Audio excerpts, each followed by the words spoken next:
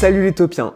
Quelle semaine pour les parcs à thème en Europe. En ce moment, c'est fou. Tous les regards sont braqués sur le continent européen avec l'annonce du prochain parc Universal Great Britain. Donc tout le monde attendait ce que Disneyland Paris allait dire aujourd'hui, puisqu'aujourd'hui nous sommes le 12 avril. C'est l'anniversaire de la destination. Et depuis maintenant plusieurs années, le parc a décidé que cette date serait une date à laquelle on pourrait annoncer des nouveautés. Et d'ailleurs, c'est la toute première fois, il me semble, dans l'histoire du parc, qu'un 12 avril est annoncé une nouvelle attraction, aussi modeste soit-elle. On va en reparler dans un instant. J'ai compilé toutes les annonces qui ont été faites aujourd'hui, on va les décrypter ensemble, les analyser et je vous donnerai aussi mon avis.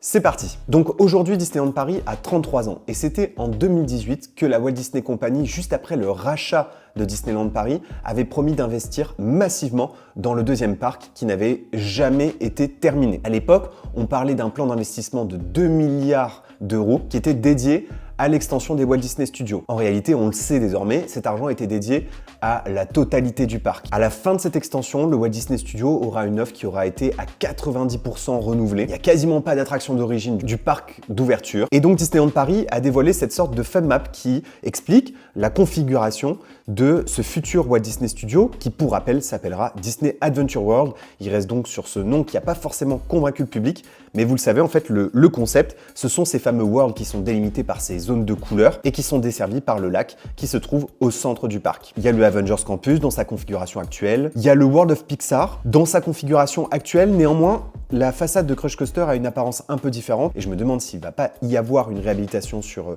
cette attraction. Et puis ensuite, on découvre World Premiere Plaza, mais aussi Adventure Way qui est une zone de transition vers les Worlds, le futur Land du Roi Lion qui n'a toujours pas de nom ni de période d'ouverture, et enfin le World of Frozen qui lui ouvre en 2026, là non plus, toujours pas de date d'ouverture. On attendait ça aujourd'hui. Aucune date n'a été annoncée. C'est quand même fou de se dire que moins d'un an avant l'ouverture, on n'a toujours pas de date officielle. Depuis quelques jours, les palissades reculent sur World Premiere Plaza. Et on sait désormais que le World Premiere ouvrira le 15 mai. Le World Premiere, c'est cette nouvelle storyline dans l'ancien Studio 1 qui est actuellement en cours de réhabilitation. Avant, lorsqu'on entrait dans ce Studio 1, on entrait sur un plateau de cinéma. On était un acteur qui entrait dans les coulisses du cinéma. Là, la storyline sera un peu différente. Les visiteurs seront transportés en plein cœur d'une soirée hollywoodienne, assez glamour. Et on sera au moment d'une première. C'est pour ça que ça s'appelle World Premiere.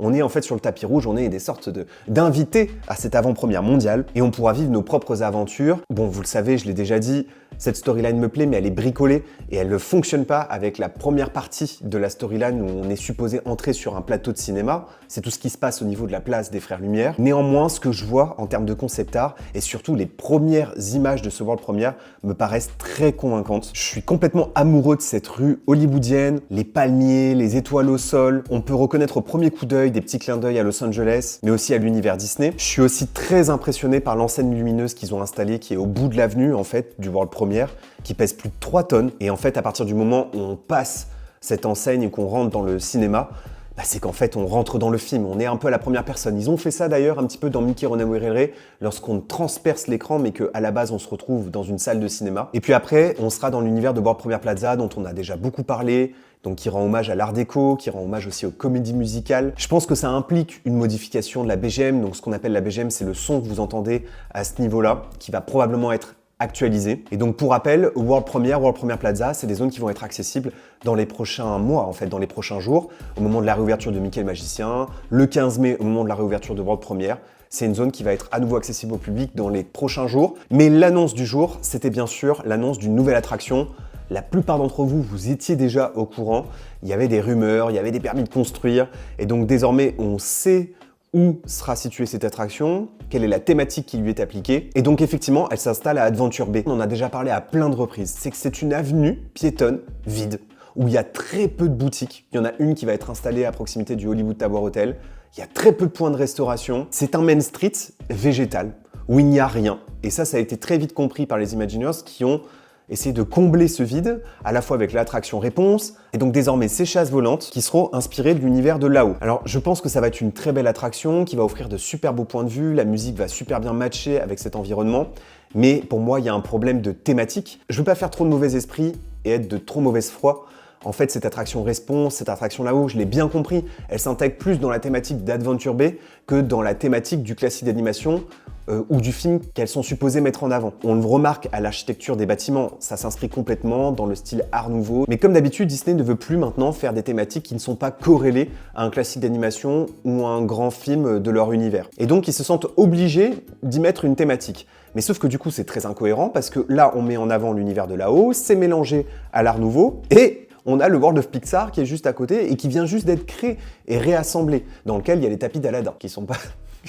Alors oui, d'accord, les tapis d'Aladin, c'est juste avant l'entrée du World of Pixar, mais vous avez compris l'idée. Tout ça est quand même assez peu cohérent, c'est ce que j'essaye d'expliquer. Et donc, il va falloir remettre un peu de cohérence dans tout ça, et c'est dommage, dès le départ, de s'engouffrer dans une telle incohérence. Il suffisait juste de choisir un autre film qui soit hors Pixar, parce que en principe, le World of Pixar est censé travailler ces thématiques-là. Alors après, bien sûr, ça s'intègre super bien à Adventure Bay, au Regal View, ça match évidemment bien, et il faut des attractions, il faut des petits flat rides, il faut des boutiques, il faut des espaces couverts à ces endroits-là, donc pourquoi pas. Après, ça fait 2 petites attractions de ce type-là. C'est vrai qu'on aurait pu rêver que le budget soit assemblé pour peut-être quelque chose d'un peu plus ambitieux autour d'une seule et même attraction. Et donc sur cette vue impressionnante du chantier, on peut voir où sera située l'attraction. Et donc c'est très simple, elle est dans la prolongation des jardins anglais. Alors par contre, l'enchaînement avec les jardins anglais et cet univers-là de là-haut est bien délimité. Donc il n'y a pas d'incohérence à ce niveau-là. Et ça nous permet aussi de voir une avancée plus claire de ce qui se passe autour du carrousel de réponse. On devine d'ailleurs la barque qui est disposée dans la petite étendue d'eau qui est juste devant l'entrée de l'attraction. Et puis on voit à quel point The Regal View semble monumental. Donc The Regal View, c'est ce restaurant de style Art Nouveau qui va probablement mettre en avant l'univers des princesses et des classiques d'animation. Et donc pour la première fois, on a un visuel de ce qui se passe en intérieur avec effectivement les princesses Disney, ce style Art Nouveau. Donc il y aura donc désormais plus de 3 restaurants qui mettent en avant les princesses Disney dans nos parcs Disney. Bon, on a compris que les princesses, c'était la licence sur laquelle misait Disney en ce moment chez nous. Et puis, vous avez des nouvelles vues assez impressionnantes aussi autour du World of Frozen. À cet endroit-là, ce que vous voyez là, c'est l'entrée de l'attraction. Cette tour délimite l'entrée de l'attraction. On peut d'ailleurs y deviner les fils de Single Rider, de Fast Pass et la Stand-By Line. C'est vraiment très similaire à ce qu'il y a du côté de Hong Kong Disneyland. Et là, par contre, ce point de vue-là, il est unique au monde puisque notre World of Frozen, il est disposé juste devant le lac d'Adventure Bay, donc il y a beaucoup plus d'eau et il y a des points de vue absolument spectaculaires sur cette extension qu'on ne retrouvait pas du tout à Hong Kong. Et puis vous avez ce point de vue de l'avenue centrale, dont le point de chute est l'entrée de l'attraction. Ça, c'est pour moi un truc que j'ai pas très bien compris. Dans les concept art d'origine, la montagne était centrée et le palais de glace était le point de chute de cette avenue principale. Mais peut-être que c'est voulu et que c'est un parti pris. Et par ailleurs, on y voit aussi sur cette avenue principale un espèce de hub. Et c'était à cet endroit-là que j'avais espéré que la statue de Walt de Partners serait installée, mais malheureusement, elle ne sera pas installée à ce niveau-là. Ils ont reparlé de l'attraction Roi Lion, dont on avait parlé déjà il y a quelques semaines. On avait de plus en plus d'informations sur l'attraction. Et souvenez-vous, je vous avais partagé quelques images de ce qui semblait être une scène dans la savane avec Timon et Pumba sur peut-être un air de Hakuna Matata. Et donc le concept art de cette partie-là du ride a été dévoilé. Et sur ce concept art, on voit aussi autre chose. On voit qu'il y a 3 personnes par rangée, ce qui est énorme parce que dans les flumes de Walt Disney World, dans tous les autres flumes Disney, il y a parfois 2 places par rangée, mais pas 3. Donc ça veut dire que le ride va avoir une très très bonne capacité. Ça, je suis extrêmement rassuré. On confirme aussi avec ce concept art là que c'est bien sur le classique d'animation que sera calqué l'attraction Roi Lion. Et puis en extérieur, un nouveau point de vue avec une infrastructure qui n'avait jusque-là pas été montrée au public. C'est ce petit espace qu'on voit sur la droite et qui commence en fait à délimiter la zone. C'est clairement la nouveauté que j'attends le plus de cette extension. Elle se démarque par sa thématique, par la configuration de l'attraction, le premier flume aussi de notre parc sur une thématique qui n'avait pas été utilisée jusque-là en attraction. Pour moi, c'est un sans faute cette attraction, à part peut-être son emplacement que j'imaginais plus dans Adventureland. Et dès le 19 avril, donc dans les prochains jours, vous pourrez explorer vous-même cette extension avec l'installation de la maquette de Disney Adventure World. Donc les visiteurs seront incités à la découvrir. Évidemment, c'est une installation temporaire jusqu'à l'ouverture de Disney Adventure World. On va parler maintenant des autres petites annonces de la journée. On le savait, c'était même pas une rumeur parce qu'il me semble-t-il ça avait déjà été annoncé. Le Sequoia Lodge, mon hôtel préféré à Disneyland Paris, va rentrer en réhabilitation par phase à partir de 2026. On a des concept art et on sait désormais à quoi va ressembler l'intérieur de l'hôtel. Alors je suis très surpris, j'étais persuadé que comme le Disneyland Hotel, l'hôtel New York, ils allaient partir sur une thématique Disney plus prononcée, et pas du tout, on reste sur une thématique générique sur les contes de la forêt, mais c'est très discret. On voit en fait dans les chambres des clins d'œil à Bambi, mais comme il y en avait déjà dans les versions précédentes de l'hôtel. Et donc je suis très rassuré que la thématique générale soit préservée, et ce qui fait que désormais c'est vraiment mon hôtel préféré du resort. Même chose au Davy Crockett Ranch, dont les nouvelles chambres se dévoilent, et les premières cabines en fait vont être dévoilées à partir de la fin de l'été 2025. Vous le savez, en ce moment Big Thunder Mountain est en grande réhabilitation, mais il y a aussi une réhabilitation qui va se concentrer sur Frontierland et qui va d'ailleurs revisiter certaines parties de la storyline. Ça, c'était une annonce que j'avais pas du tout vu venir. On n'en sait pas plus, mais j'étais très étonné de revoir les Killboats sur concept art, et je serais très curieux de voir les ajouts et les modifications de storyline. Vous savez, notre Frontierland a une storyline très particulière qui est la plus développée de tous les parcs Disney, qui est particulièrement bien écrite et qui a parfois été enrichie, notamment en 2018 à l'occasion de la réouverture de Phantom Manor. Vous savez aussi, en ce moment, Disneyland Paris essaie de couvrir certains espaces qui étaient encore à l'air libre. C'est le cas de la terrasse du Casey Corner qui sera de nouveau accessible au mois de juin, et on savait plus où est-ce que ça en était du côté du Hollywood Tower Hotel et de la file d'attente de Peter Pan.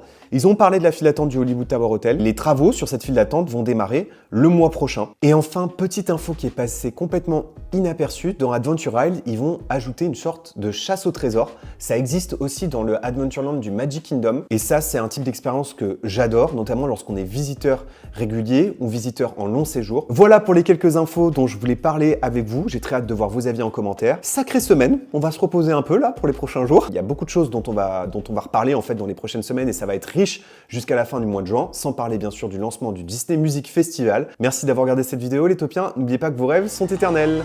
Bye!